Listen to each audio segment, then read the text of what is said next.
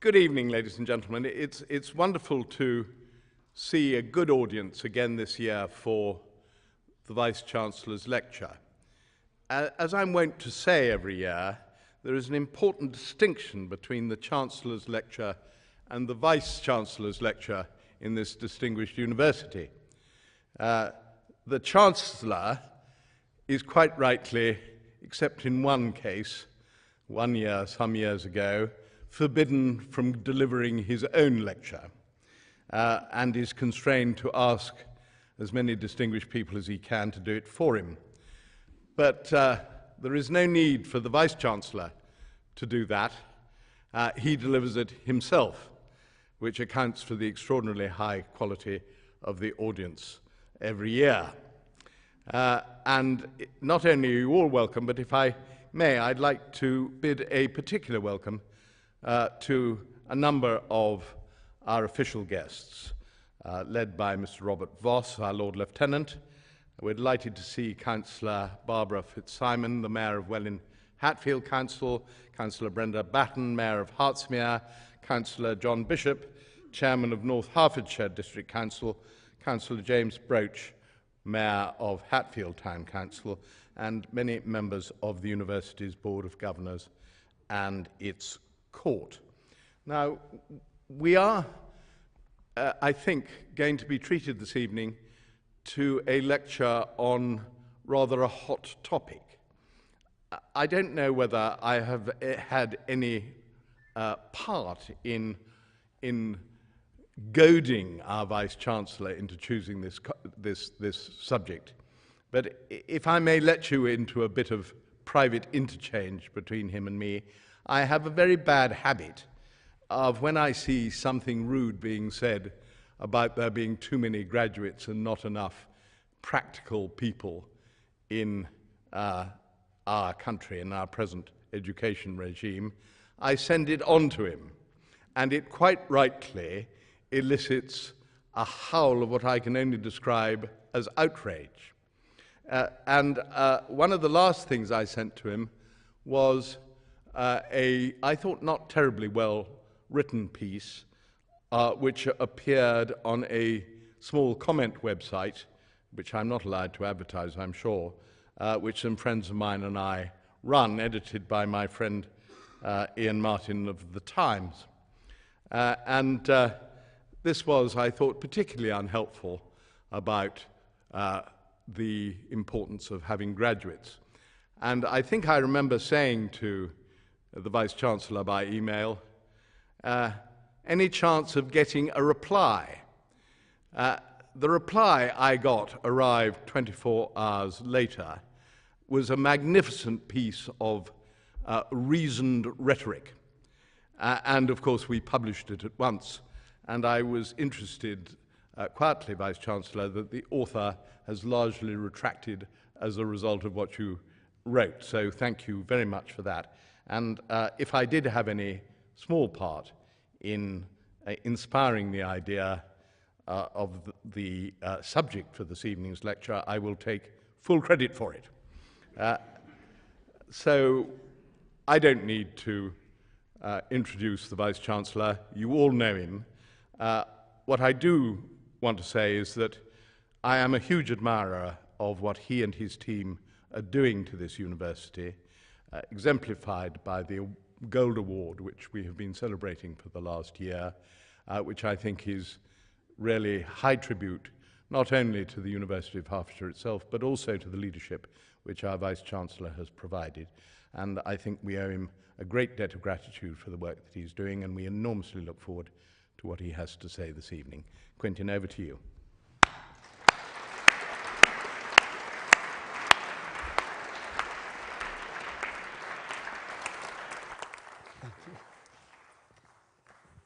Well, I fear that my response to the correspondence was actually more vitriol than logic, but thank you for your comments nevertheless. Thank you, Lord Salisbury, for that lovely introduction, and can I add my welcome to everyone here to the University of Hertfordshire. Thank you for coming to hear me this evening. Of course, I believe that the joy of learning and the wonder of knowledge should be sufficient reason for a university education. However, we do periodically hear that too many people are going to universities, that universities cost too much, that students don't get value for money at university, and indeed, even occasionally, that our academic standards at university are slipping. Now, of course, in a utilitarian society, we must respond and address those concerns. And indeed, as our students now carry much of the burden of the cost of university, we must become more materialistic. But let me begin right at the outset by saying that these naysayers of universities are simply wrong. And tonight I'm going to tell you why. Of course, we are seeing tectonic shifts in society, in demographics, in technology, in the environment, and these will all have massive impact on the number of people accessing university. Tonight I'm going to talk about that, but I'm also going to talk about the cost of universities, the value for money for universities, and of course the benefits that universities bring to the people who attend. I'm also going to mention briefly alternatives to university education and finish off just with some vision of my own about how the University of Hertfordshire might in the future contribute to an evolving educational landscape. But let me begin by talking about demographics and start with global demographics, because of course we're going to see enormous shifts, a shift in the economic centre of gravity from the northwest to the southeast, and that's going to be accompanied, of course, by a massive growth in population, and in particular, a growth in middle class, what I would call education-hungry people. And that's important because its a rise in prosperity has been correlated directly, if you like it in terms of gross domestic product, with increased access to universities across the globe. China, by 2030, will have 4 times as many cities in the top echelons of gross domestic product than the whole of Europe. Indeed, Asia will have 2.8 billion people in the middle classes, and they will account for 60% of total world middle class spend. Couple with that the fact that China and India will have 200 million 18 to 22-year-olds, and you can see there's an opportunity for growth in higher education. In fact, we've seen growth from about 60-odd million people across the globe being educated in universities in 1990 to 170 million people being educated in universities by 2009, and the predictions are that by 2025 we'll see 260 million people across the globe access universities, an extraordinary expansion. What, though, of the situation in the United Kingdom? Well, of course, we also have a growing population. We are undoubtedly becoming more diverse, and perhaps, rather more sadly, we're also becoming much older. Indeed, the population of the UK is predicted to be the largest of any European country by 2040. And by 2040, a third of the population will be black and Asian minority ethnic, and the over 65-year-olds will have increased by a third to 15.5 million. And in fact, for anyone lucky enough to have been born in 2016, a third of those babies will live to see 100. So extraordinary changes in demographics in the United Kingdom as well. Of course, we're actually currently seeing a dip in the number of 18-year-olds in the United Kingdom. The numbers have fallen from about 750,000 down to about, at least by 2021, numbers will have fallen to about 705,000. But those numbers are set to rise again, so that by 2024, we'll have about 790,000 18-year-olds in the population at the stage that they come to university. Now, what does all this do for, if you like, the marketplace in higher education? Well, clearly, in the medium future, there's a very buoyant marketplace for 18 to 22-year-olds across the globe, so for traditional entrance into university. I think there's also a fabulous opportunity, of course, for education for those over 65 who will have hopefully an extended and hopefully healthy retiral and may wish to occupy some of that retiral by taking courses in universities. Of course, we'll have to adapt those courses and make them more public interest courses, short courses, and so on. What, though, of the 16 to 64-year-olds who are in the workplace? A hugely important cohort, because they are, of course, the cohort in the United Kingdom who contribute to productivity. And we are already seeing Britain slip in terms of productivity compared to our major competitors. We're currently 20% behind the United States and Germany in productivity. And I believe we have to educate more people in order to address that problem. Indeed, for every 1% of the population who have a degree, we see a 0.5% increase in productivity. So that is vitally important. Indeed, for the United Kingdom, the added human capital associated with universities each year amounts to about £21 billion in added productivity to the UK. So massive impact. And of course, the government has recognised this in its industrial strategy. And within the industrial strategy, it has suggested that we have a national retraining programme, and indeed it's suggested targets of 3 million people accessing apprenticeships. That all is wonderful, but it flies in the face of what is happening in terms of part-time education. We've seen since 2010 a reduction in part-time education, people coming back into universities to upskill and reskill from the workplace. We've seen a reduction of 63%. Now, that's partly because there's been a loss of funding for what are called equivalent or lower qualifications. So if you have a qualification, you can't get further funding to get a subsequent qualification at a lower level. It's also because the cap on tuition fees for part-time students has increased. So it's made it more difficult for people from the workplace to access part-time. But that is, I think, a particular concern for us in universities. I'm delighted to be able to tell you that the University of Hertfordshire is bucking that trend. We have developed a partnership with Oaklands College. It's called University Campus St Albans, and that college was set up specifically in the partnership to attract people from the workplace to reskill and upskill. And I'm pleased to say there are now 200 students accessing UCSA, as we call it, and gaining that reskilling. So, big changes in demographics. There have also, of course, been changes in funding, which have had a significant impact on the number of people coming to universities.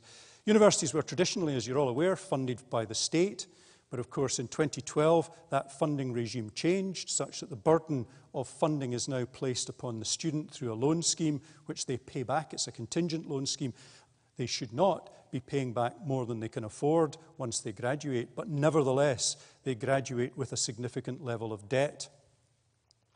The good thing about it, though, is that it's allowed the government to remove the cap on the numbers of people coming into higher education. And of course, that has meant that universities have attracted many more people. We have this year, for the first time, exceeded the 50% of 18-year-old target of people coming to universities, which I think is fantastic.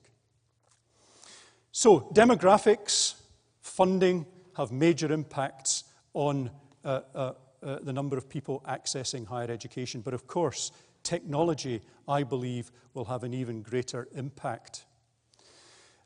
We're going to see great expansion in intelligent mechanization, in automation, in robotics, in supercomputing, in the use of digital material and the exploitation of digital material. That's going to have profound effects on the way we work.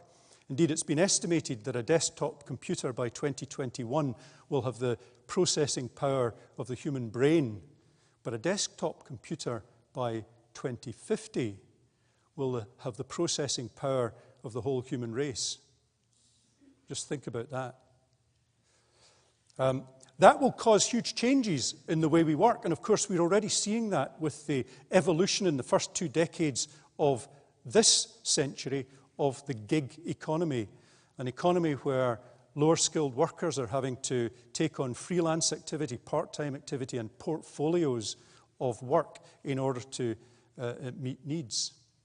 It's been suggested that artificial intelligence will have a similar impact on white-collar workers. The Bank of England has estimated that about 66% of jobs will be affected.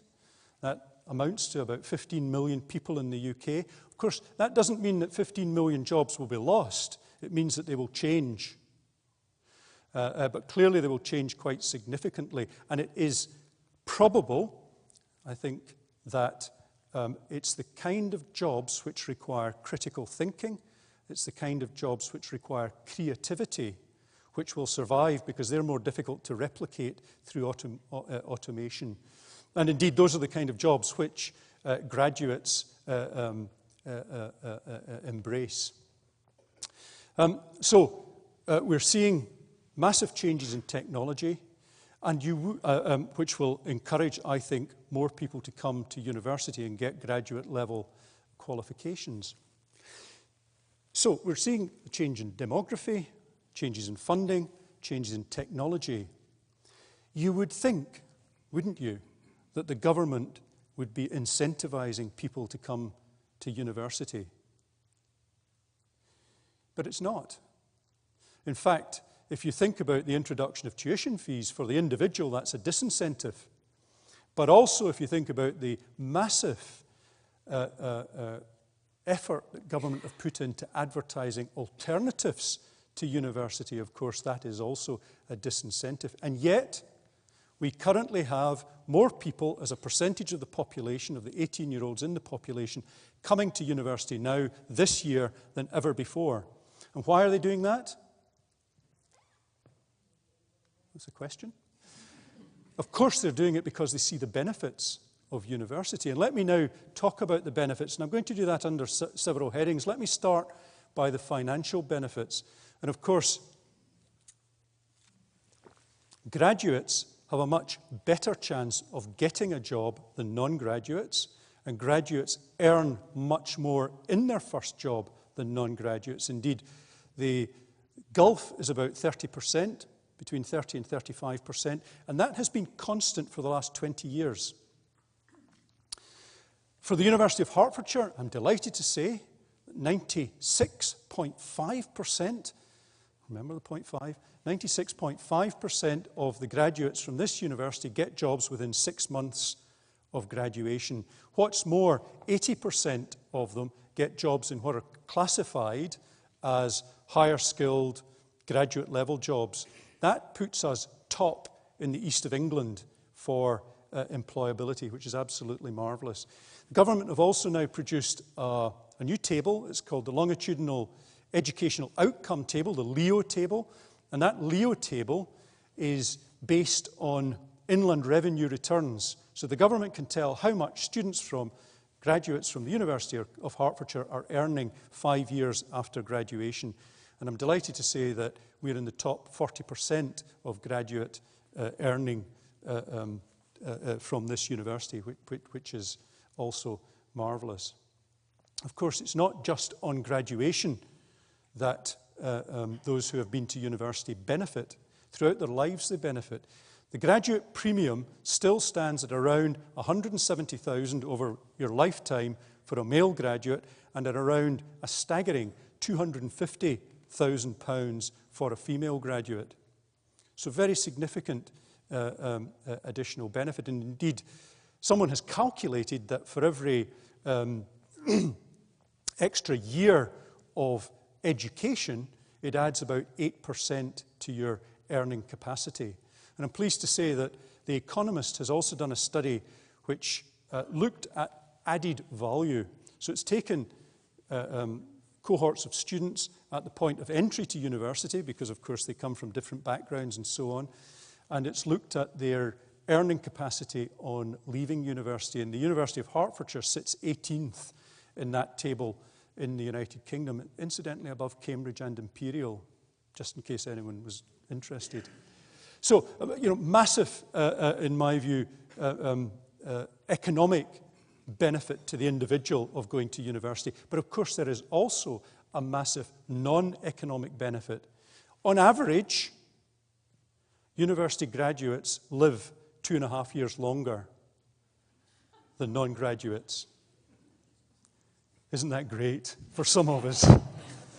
2.5 years longer. It's probably because of lifestyle, but of course lifestyle is dependent on prosperity, and because graduates have greater prosperity, it's probably a virtuous cycle. It's not to do with the kind of people that go to university, because studies have been done in twins. One set of the twins going to university and the other set not, and there is clearly a real benefit associated with attending university. Now, interestingly, I think for those of us who attended university, and I'm looking at the audience, most of you are, it certainly would be in the past tense, but for those of us who have attended university, you may be surprised to learn that graduates drink less, smoke less, and do more exercise than non-graduates. Indeed, even now our students drink less. The consumption of alcohol in the Ellie House bar, that's the student union bar at the University of Hertfordshire, has dropped by 20,000 pints in the last 2 years. Isn't that extraordinary? And of course, a university education, in one way or another, encourages people to do more exercise. Indeed, it's been estimated an extra 17 minutes of exercise for every extra year of education. Now, I have to tell you, I did a veterinary degree and then a PhD. I have to do an extra 2 hours and 26 minutes of exercise every week just to stand still. It's entirely exhausting. Graduates are also happier. I shouldn't say they're happier. They are less depressed. For a male graduate, 55% less depressed than non-graduates. And of course, this is really important because many of you will be aware of the recent press articles around mental health issues in students. A real issue for us, a real issue. It's happening in this university. Many more students are seeking occupational health support, counselling support in the university. But I can tell you, the good news, if there is good news from this, that the proportion of people within universities is still lower than the age-matched proportion of people out with universities who have got mental health issues. And of course, we do have wonderful counselling services. Not nearly enough, I have to confess, but we do have great counselling services within universities which offer support to those individuals. And last in my kind of good things about you, it's much, you're much safer to be around people who have graduated. Indeed, graduates have many fewer car accidents than non-graduates, which I think is, especially as I drive into the university, particularly important. So, both from a financial perspective and a non-financial perspective to the individual, universities are hugely beneficial, or university education is beneficial. What, though, about to society as a whole? There's a wonderful book which has been written by David Willits, former Minister for Higher Education, in which he claims that the health benefits accrued as a result of a university education are non-financial benefits to the individual. My only argument with him is that with the increases in obesity, the increases in diabetes, the increases in mental health issues buckling our National Health Service, I have to say these are massive financial contributors to society as well. But of course there are direct financial benefits to society. Because graduates tend to be more prosperous, they also tend to pay more tax. Indeed, over the lifetime of a graduate, on average, £300,000 more tax than a non-graduate. Now just think about it. Government is getting more benefit than the individual is getting from currently their contribution to a university. It's an extraordinary impact. And of course, I think some of you will have heard me mention this before, but graduates tend to be less criminal than non-graduates. Now that's, of course, hugely satisfying to Vice-Chancellors, but I should say it's also massively important to the Chancellor of the Exchequer. For every 16% of the population who graduate, government saves £1 billion in criminal-related costs. So fantastic benefit to the individual, to the state. Now, let me just talk momentarily about wider benefits of education. And let me quote a historian, Corelli Barnett, who suggested that the liberal arts had a negative impact on Britain's prosperity during Victorian times.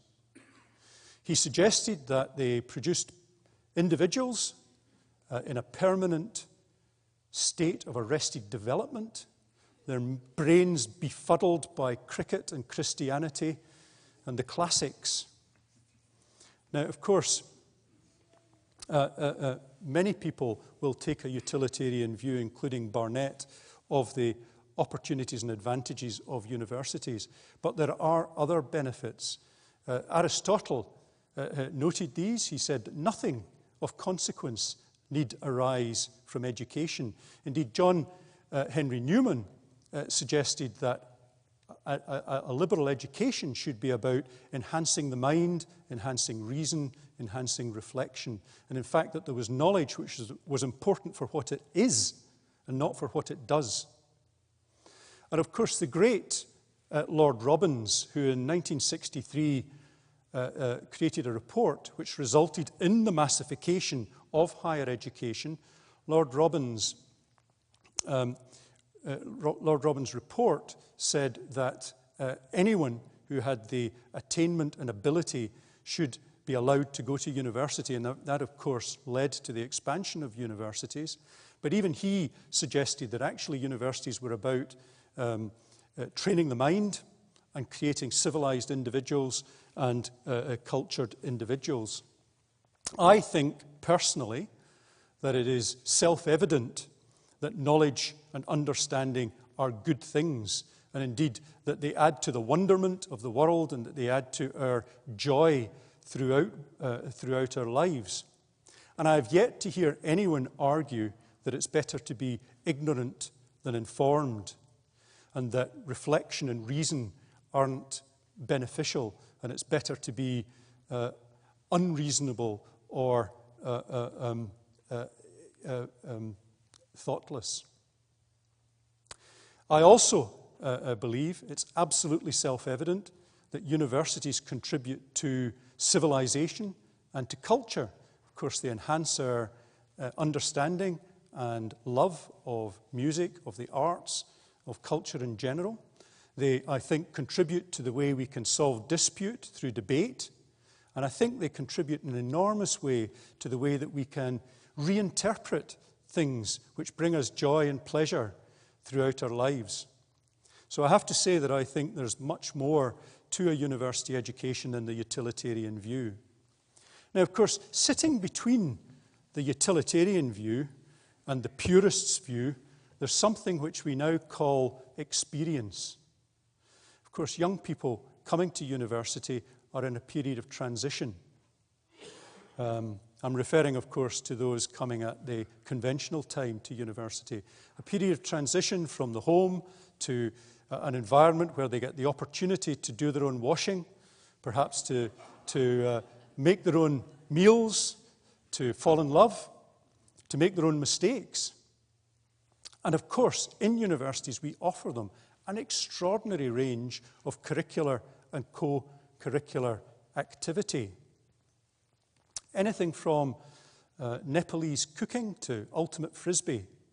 And of course also massive opportunity to undertake recreational sport, but also sport to the elite level. And I think it's this participation in sport which has created an interest in events such as the Oxford-Cambridge boat race. Now, isn't this a peculiar little event between just two universities on a bending stretch of the River Thames that's got a tidal flow in the middle, and it's got currents on either side, it's wind, it's on an internationally entirely unrecognised distance, and yet 6 million people watch it every year. And it seems that intellectual competition is equally interesting. University Challenge has now been on the television for more than 50 years, 1,600 episodes, and at its peak, 11 million people tuned in to University Challenge every year. Quite extraordinary, isn't it? Let me suggest to those of you who came in along the street and perhaps looked up and saw the flags flying above your head. These flags represent the countries from which the students who come to the University of Hertfordshire come. And of course we have at any one time students at this university from more than 100 different countries. Indeed, if you look at our alumnus base, we have alumni from virtually every inhabited country on the planet. When they come to the university, they bring their own heritage, their own culture, their own religions, their own politics. And I believe that is an enormous benefit to our students and creates much more tolerant individuals who go to university from the United Kingdom. I also think, of course, that they carry back what is sometimes referred to as soft power to their own countries. They carry back a love, a hope of the United Kingdom, certainly an understanding of the United Kingdom, and I hope that that leads to further trade and communication, and at this point in time, probably more important than ever. 57 heads of state across the world were educated in the United Kingdom. That must carry weight in terms of our international standing and the way that we engage with the wider international community. And I think it is, in my view, deeply, deeply important. So, if Corelli Barnett was correct, and cricket, Christianity, and the classics befuddle our brains, so much the better. I believe that our appreciation of sport, our religious tolerance, and indeed a classical education are massively important both to individuals and, of course, to our society.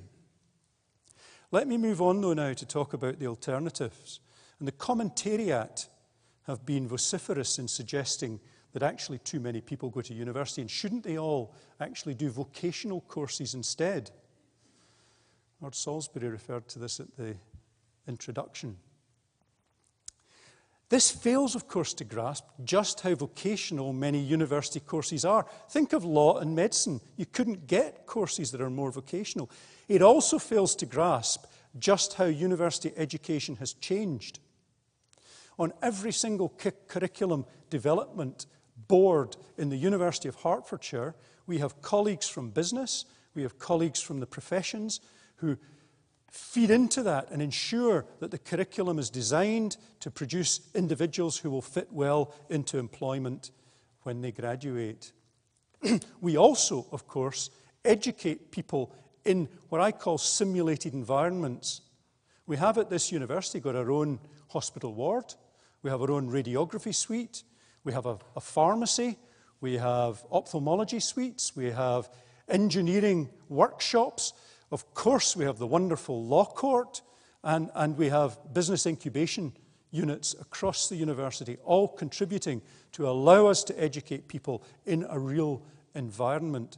And of course, we allow people and encourage people to go, students to go and undertake placements, undertake internships. And of course, we educate now in an environment which encourages individuals to develop teamwork, to develop communication skills, and of course, to develop enterprise skills, all of which I think are massively important.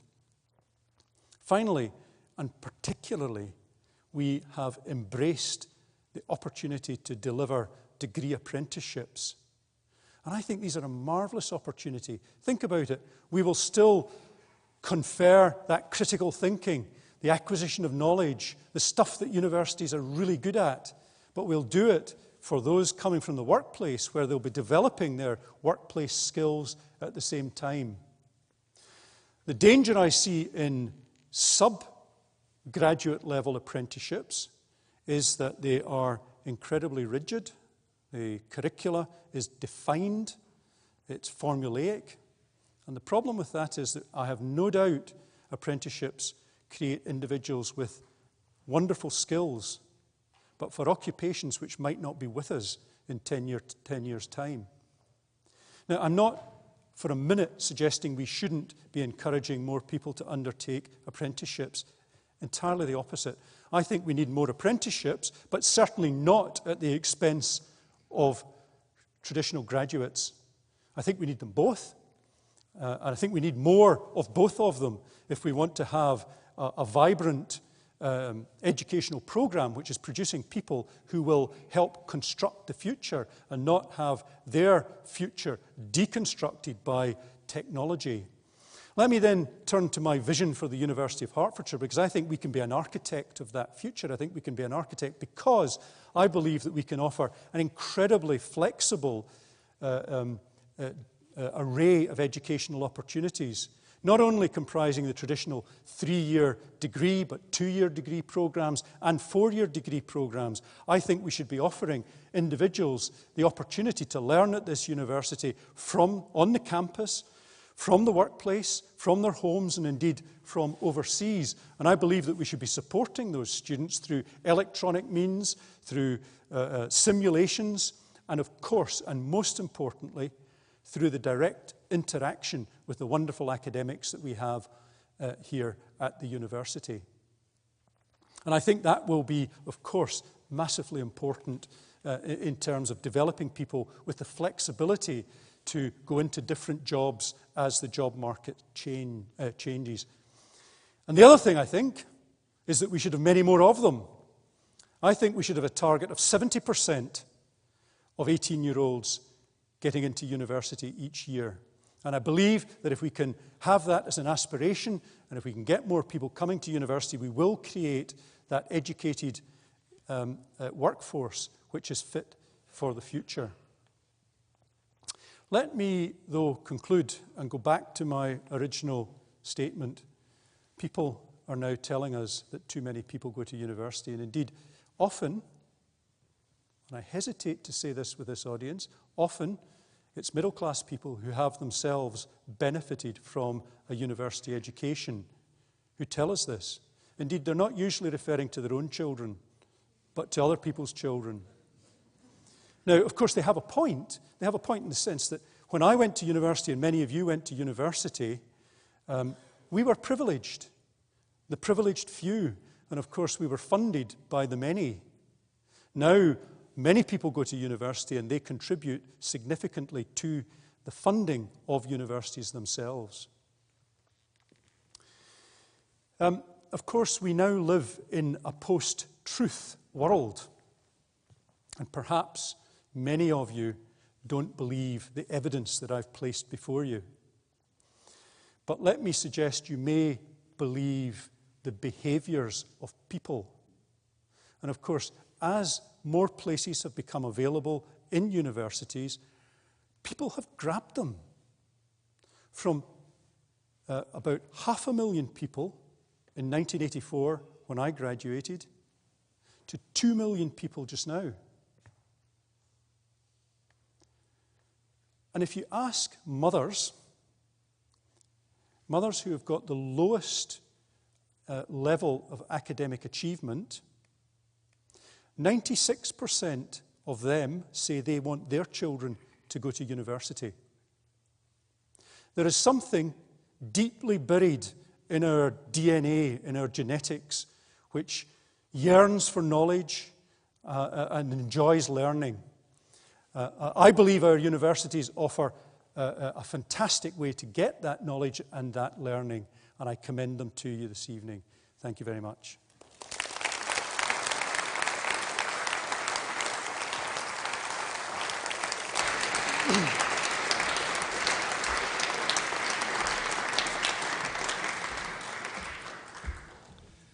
Thank you, Quintin. That was, like all good lectures, seemed to be too short, which is not always what one finds in occasions like this. But thank you for what you said. You very kindly suggested that you might be prepared to answer a few questions, and I think we certainly have a bit of time for that. Could I make a plea? There are microphones lurking about the hall, that when you do stand up, that you confine yourself to a brief comment or a question, rather than making an admirably nuanced speech. And perhaps you could just say who you are. While we're waiting for the microphones to reach, could any hands up there? Could I kick off, perhaps abusing Chairman's privilege, Quintin? You talked convincingly, if I may say so, about the extraordinarily good reasons in this changing world for going to university and for giving the highest possible profile and precedence to university education. I wonder whether you've considered, or to what extent you've considered, the social effects that this great increase of university education has had on what used to be rather a tribal kind of Britain. This is very far from being a criticism for me. In fact, it's exactly the reverse. But you've talked about this changing world. To what extent do you think that the feeling of not belonging, which I think is always affects people in a changing world, is having an effect? And what is the contribution of universities to that feeling? And what should we, as people who are interested in university life, be doing to make them think, to bring any of the adverse side effects and address them? Hugely important question indeed. The answer is profound impact on what I would call the left behind people. I have some statistics on this, tragic statistics. The average earnings, and this is in real terms, of non-graduates in the United States has fallen by 73% since 1984. Since when I graduated, the average earnings of a non-graduate in the US has fallen by 73%. Now, I think that perhaps explains the polarization that we've seen in the United States, but of course it's happened in this country as well. I mean, my whole thesis is that we actually need more people to go to university so that we have fewer of those left behind individuals. But I do think that the really profound changes which technology is bound to create in terms of job availability and everything else will have, I used the term earlier, tectonic effects. It will have tectonic effects on society. And we need, those of us who are in the vanguard of the successful really need to think about that. How do we support society in a broader sense? I don't have any answers for you as to how we do it, but I know it's going to be a problem, a political problem, one which our politicians really have to grapple with and address. And it is a sense of community, isn't it? Absolutely. But also community changes. Yeah. I had a friend who runs an architectural practice, and one of his best employees has gone to live in California. But nevertheless, he feels part of that architectural practice, so much so that taking advantage of the time zone, he's still working for them as well as doing the day job over there. So it's a different kind of community we're talking about. Sorry, I've occupied far more of the time than I should have done. It shows how engaging our Vice-Chancellor is. Who'd like to kick us off? Would you say who you are? I'm John Brady, and I am a careers advisor in this area. And my question, Quintin, is I wanted to pick up on where you said 70% of 18-year-olds going to university. So that's they're going to immerse themselves in a subject for 3-4 years and accrue all the financial implications that go with going to university now. What percentage of your 70% you think are really making an informed choice about then what they're doing at 18, given that there are over, there are tens and tens of thousands of different programs available? Yeah, again, a fabulous question, because within the university here, we've of course analysed individuals who come to the university, and I think it is fair to say, although I have to say somewhat sad, that there is a difference between those who come from families where parents have never been to a university before and those who come from families where either one or both parents have been at university. And those individuals are much better informed. Those who come from families where they're first, if you like, first in family to go to university, they tend to get their information from their pals. Literally. People perhaps siblings, perhaps friends in their neighbourhood, whatever, who are talking about university and saying, University of Hertford is a great place to go to, let's go there, sort of thing. That's how they get their information. Obviously, people, it's maybe not obvious, but people who have got parents who have been to university are much more likely to utilise league tables, they'll utilise national student survey results, they'll utilise a broader range of information inputs than people. So it's quite divided, if I can say that. And of course, government, I have to say, it's one thing government are really robust in trying to do. The Office for Students, much as it gives me major concerns, are trying to ensure that all students get access to the information which will allow them to make informed choices about which university and whether university to go to. Thank you. Any other thoughts? Yes, John Young, investigative journalist. You mentioned the virtuous statistic that graduates are less likely to be criminals than non-graduates. Well, taking into account the factor of intelligence, aren't they less likely to get caught?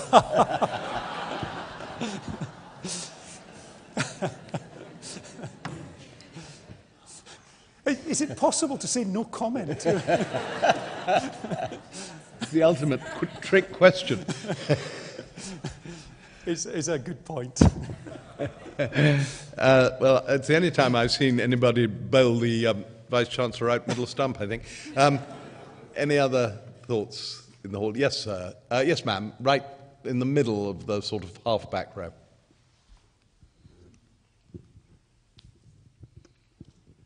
My name is Janet Berenson. I'm primarily a teacher of adults, lifelong learning.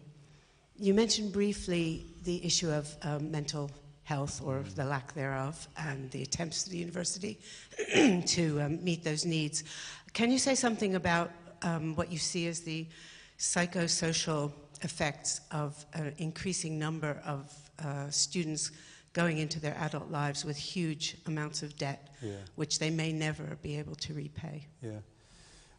Well, I think that is one of the contributing factors. It's not the only factor associated with, I think, mental health issues. There are, of course, we've got a completely changed world in terms of access. I mean, what is it? The average school pupil spends 6 hours a day on social media. So that sort of thing, and the immediacy and the short-termism of stuff is all having a contribution. But your point is a good one. And certainly the government are currently looking at a review of post-18 funding for education. And in our response as a university, the things that we have suggested, firstly, that we are deeply concerned, not even so much about the level of debt at graduation, but about the fact that the government are charging 6% interest on that debt, which seems to us, given that government can borrow money at 2%, it seems to us to be outrageous. Mm-hmm. The other thing, incidentally, doesn't really quite answer your question, but the other thing that we've suggested is, because particularly at a university like this, where we have a huge number of what we call widening access students, who end up with the biggest debt because they've got to take out more borrowing to live. I mean, many of us who are middle class can afford to support our children in one way or another through university, but for poorer people, that's not an issue. So they end up with more debt, and for them, it's cash in hand that's important. And so we would like government to reintroduce maintenance grants for the poorest cohorts of society. So those were the things that we've suggested in our feedback to that review. So, I mean, effectively, I agree with you. I don't have a particular answer for the problem, but I certainly we have made our views felt about that particular issue. Yes, at the back, on the back row, yes. Thank you very much. Thank you very much indeed. Councillor Mark Mills Bishop. I'm a leader of a council in Hertfordshire. Quintin, a great lecture. Thank you very much indeed. Thank you also for the work you're doing at Oaklands and also the Hertford Regional College. Universities tend to, some people might think, are a bit stuffy, not very outward looking. How important, where would you place a university going out and mixing and communicating and working with the community? Yeah. Well, actually, as part of our last strategic plan, we're about to create a new strategic plan, and we're going through the consultation on that as we speak. But as part of the last one, it was very interesting for me because we had the obvious strands, which were education and research and our engagement with commerce and so on. We had issues around, people and issues around sustainability. But there was an overwhelming view from our community, our internal community, that we had to engage with the external community. And in fact, it is one of the pillars of the University of Hertfordshire's current strategic plan that it will engage in many ways with the community, our external community. And that is, of course, it's probably most important for our close community, that within Hertfordshire, but it goes beyond that, even to the communities that we engage with overseas. We have, I don't have time to mention, but we have about 6,000 students which we educate in franchise arrangements, in partnerships overseas, and those communities are important to us as well. So yeah, it's hugely important, vital. Right. Any other? Yes. Hi. I graduated here in 2014, and talking about the subject of widening access to universities, I'd just like to hear your comment about contextual offers being offered at universities, like Bristol, for instance. They're offering placement to students even though they have not achieved required grades, like even if they don't have 3 A's, they would be offered placement to universities. I just want to hear your comment whether that is actually a fair process. Obviously, the intention is good because you want to give more access to university students, or is it being unfair to students who work harder to get into the university? So also if Hertfordshire would also put that practice in place in the future. Yeah. The answer is, I think it is probably fair. Bristol University have done a lot of work in this, and they've demonstrated that at graduation, students who had, it's either 1 or 2 levels of A-level lower from widening participation backgrounds catch up and do as well as those with higher A-levels who have come from more privileged backgrounds. Does that make sense? And that seems to be well established now, that there is this differential. So I do believe that there is an element of fairness in allowing that to happen. But of course, I would say that I want more people in general to come to universities. I want more people broadly to come to universities. So I would be very keen on contextualized intakes and indeed more broadly to encourage more people to come to university. So yes is the answer, the straight answer to your question. Absolutely. You're going for a couple more, Yeah. Quintin. One person here, I think. Jane McCune. My question is, we read about quite alarming levels of functional illiteracy amongst school leavers. Do you believe that currently 70% of school leavers would be able to take full educational advantage of a university course, or do you think that some changes are going to be made to our school system? Yeah. Well, I hope changes will be made to the school system, and I hope that those changes improve our schools, of course. But I have to tell you that we do at this university, because we take people, it's quite interesting, of course, we might get individuals who have got staggeringly good A-levels in the subject for which they're applying, but actually have only got a GCSE in English or maths. So we have a programme here whereby we give an opportunity to any student who might wish to upskill in both English and maths at the university, and I think that's important. Interestingly, we have quite a lot of difficulty persuading students to take that opportunity. And we've identified this year the cohort who we think ought to be taking it because we've identified their particular qualifications at intake.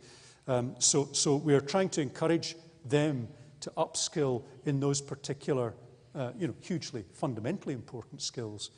But of course, absolutely is the answer to your question. Wouldn't it be great if we had the opportunity to take individuals who were all fabulously numerate and literate when they came to university? Yes. So yes to the schools.